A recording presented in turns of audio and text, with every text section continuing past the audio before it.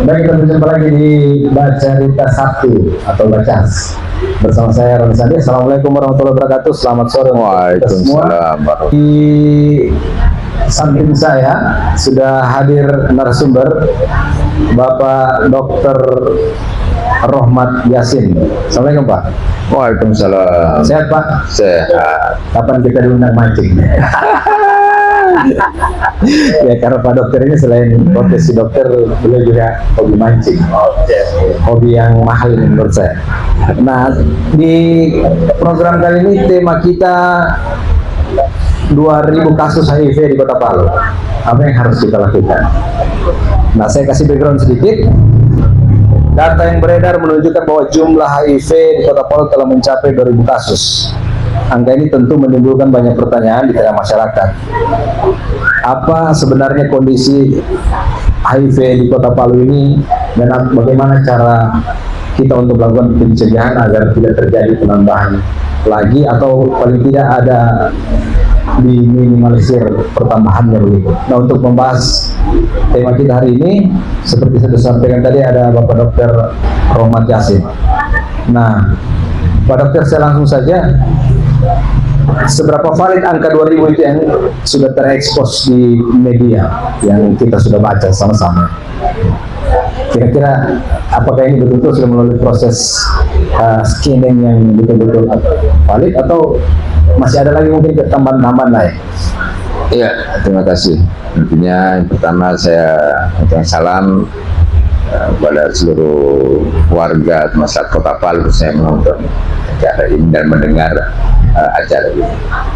Ya, kalau kita bicara HIV dan kita bicara data awalnya, ya per Mei 2026 kemarin kasus kita sudah 2024 ini kasus akumulasi. Sejak tahun 2002. Sejak tahun 2002 sampai ke Mei 2026 kemarin kasus kita 2024.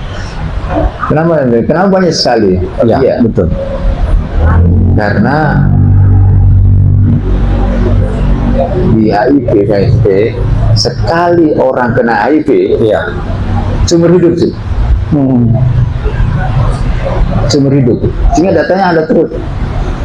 Kecuali dia sudah meninggal, maka data yang bersangkutan akan dikeluarkan di data kami. Kalau mau yang kevalitannya, Dinas Kesehatan sesuai dengan testing ini. Oke. Yang kita lakukan testing dan dilakukan hasil positif, itu data yang ada kan. Jadi kevalitannya 2024 itu valid per Mei 2026. Per Mei sampai 2026.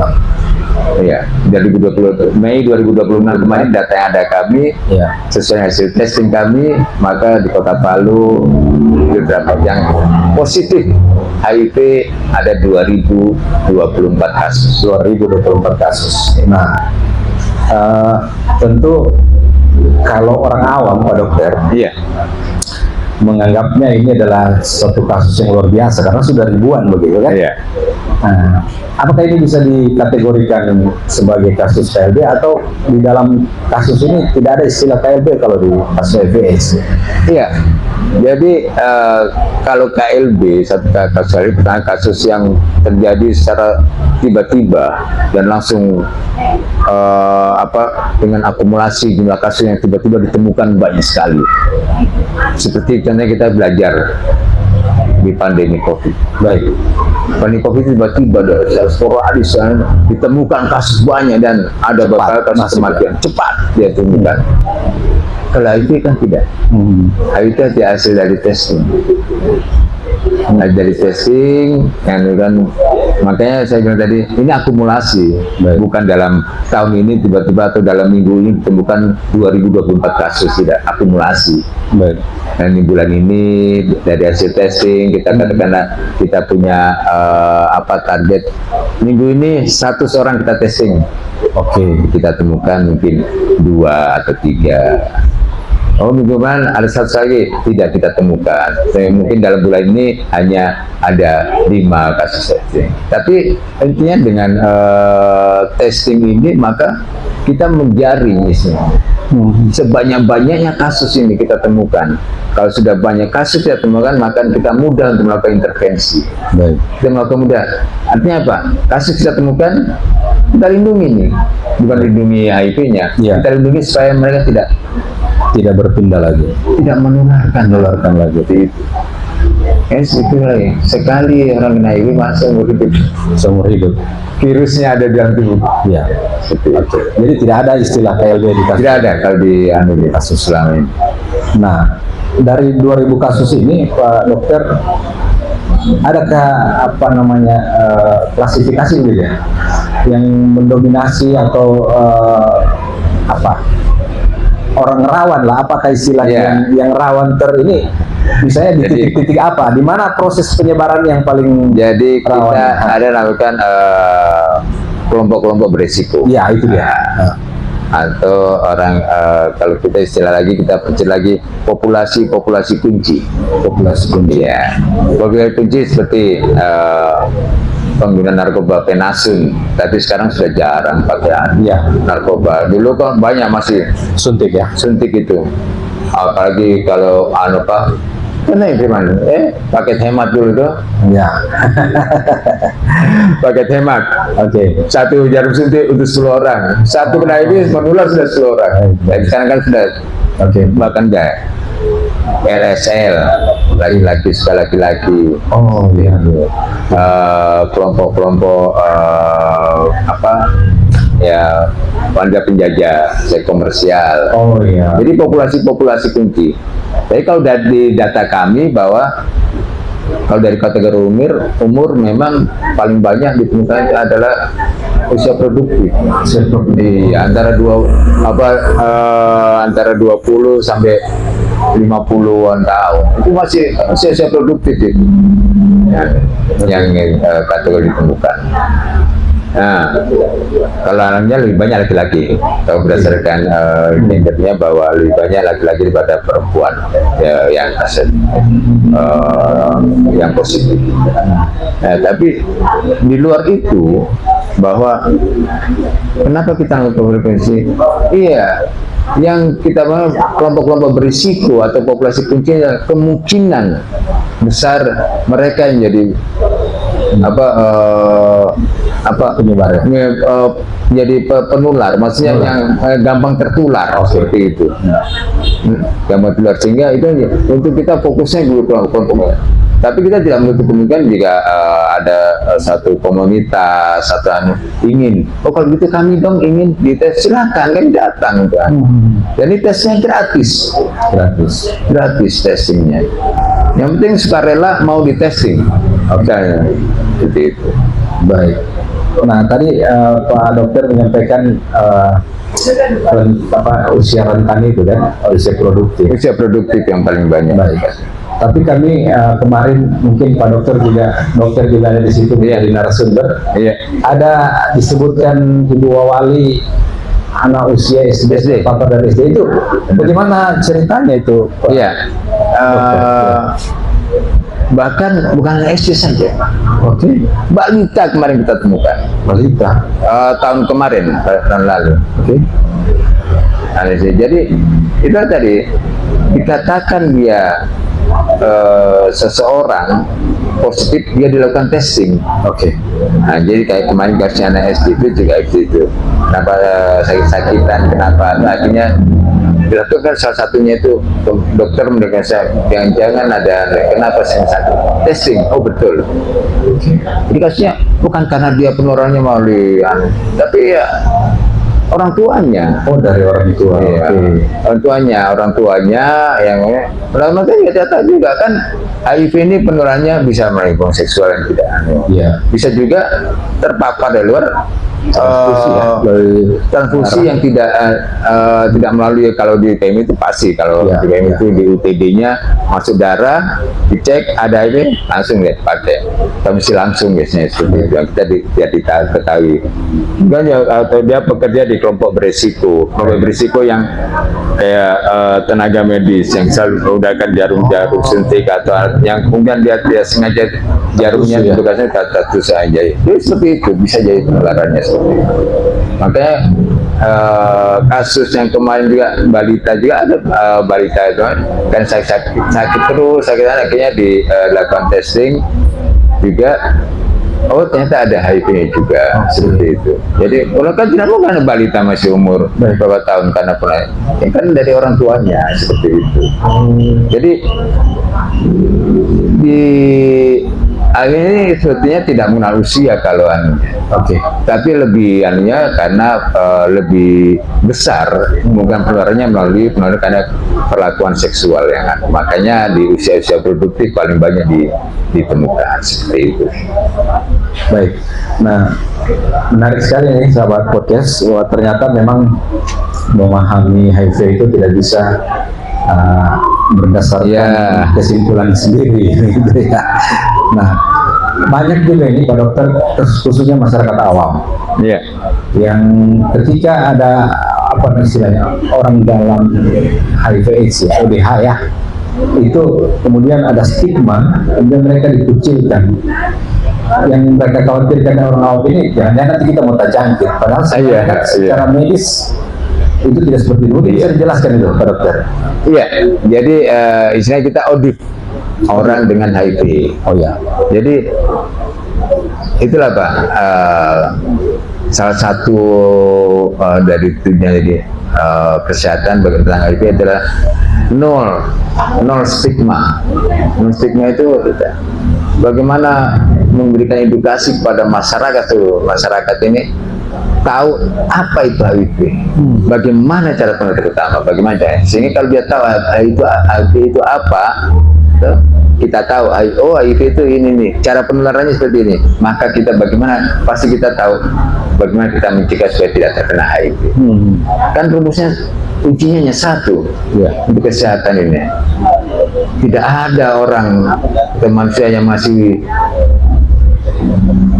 waras, masih waras otaknya mau sakit. Ya, tidak ada. Siap. Kalau terkait dengan stigma itu, seperti Pak Dokter bilang, penyebarannya itu kan seperti sudah dijelaskan tadi. Iya. Melalui hubungan seks yang tidak, orang bilang serampangan, kemudian bisa melalui transfusi yang tidak bagus, atau kelompok rentan misalnya kecelakaan perawat yang tatusu, jarum yang dari penderita. Nah, bagaimana sebenarnya kita mau menyampaikan ke publik bahwa kita tidak bisa, saya sudah dapat tahu kasihan ini orang dalam HIV, kemudian dihindari. Maksudnya kan tidak, bagaimana sebenarnya kita menjelaskan ke masyarakat bahwa penyebarannya bukan seperti itu. Bukan karena dia ini kita sudah bisa baku pegang tangan atau jauh. Betul. Nah, apa yang mau kita sampaikan ke publik ini? Jadi tadi edukasi masalah nol stigma, artinya menghilangkan stigma yang buruk terhadap orang audit. Itu teman-teman kita, saudara-saudara kita. Jadi pada semua masyarakat yang mendengar ini,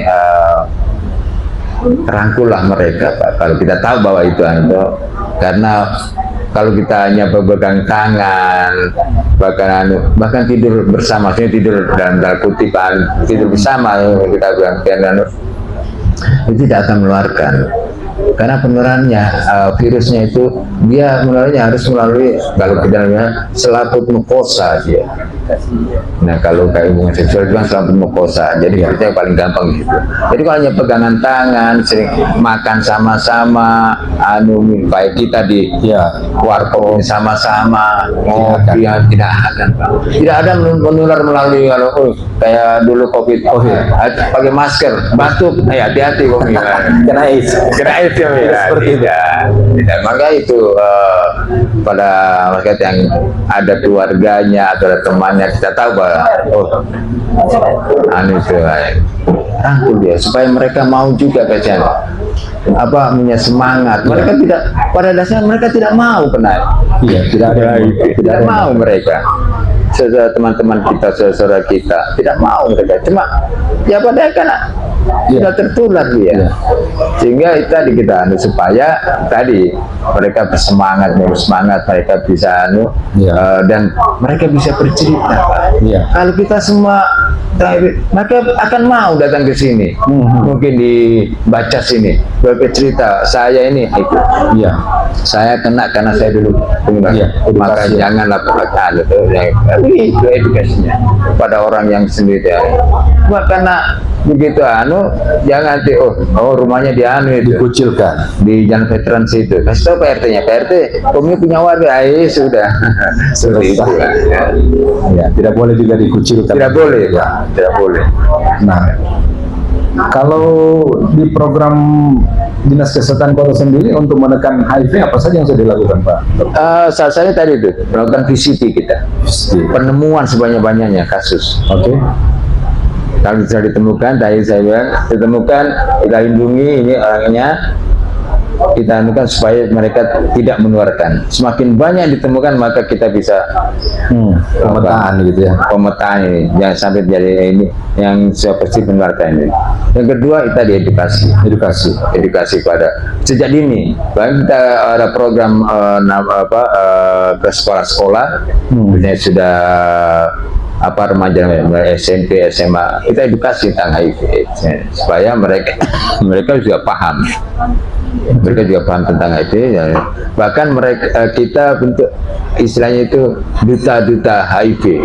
Ada ya? Iya, atau konselor sebaya. Mereka sendiri nanti yang kita latih mereka sendiri akan pada seumurannya seperti itu, konselor sebaya itu.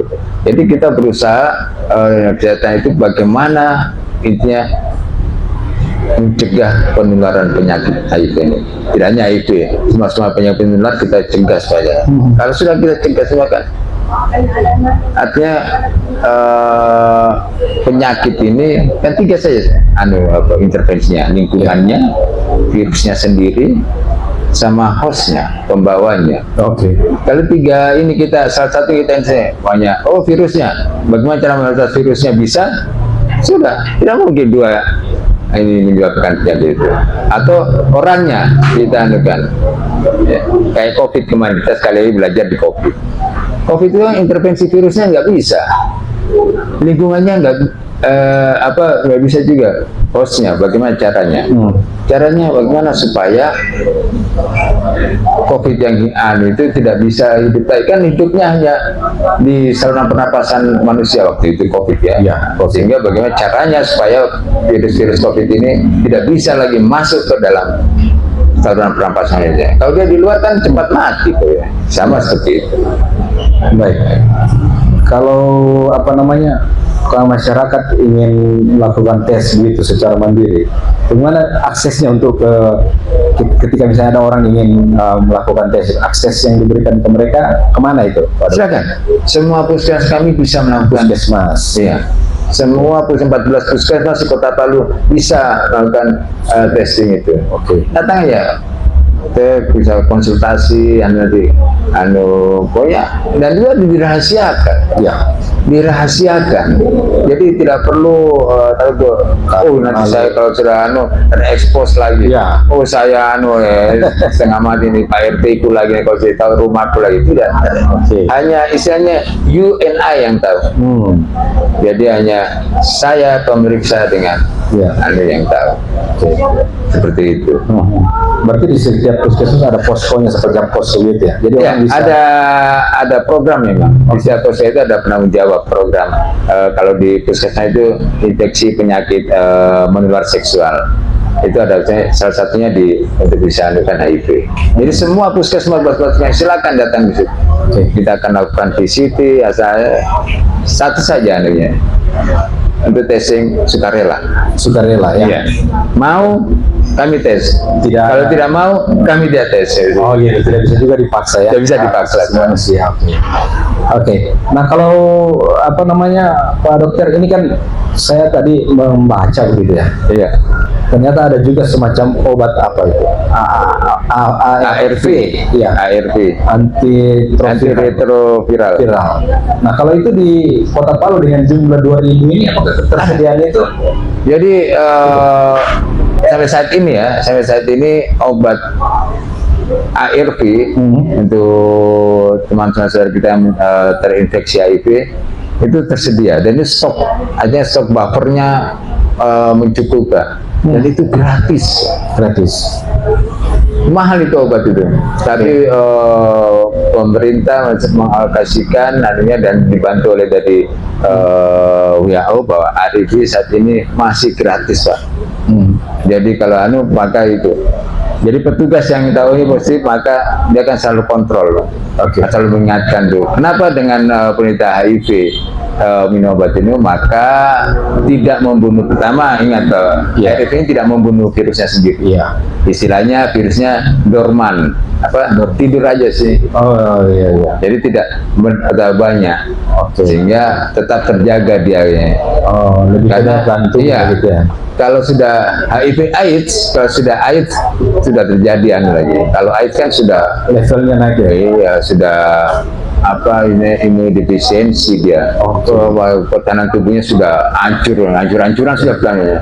Dia sering sakit, sedikit kena sariawan, sedikit kena ini, sedikit kena, gampang ada penyakit menular lainnya, gampang dia terpapar karena sudah imunodefisiensi, karena AIDS itu acute immunodeficiency syndrome.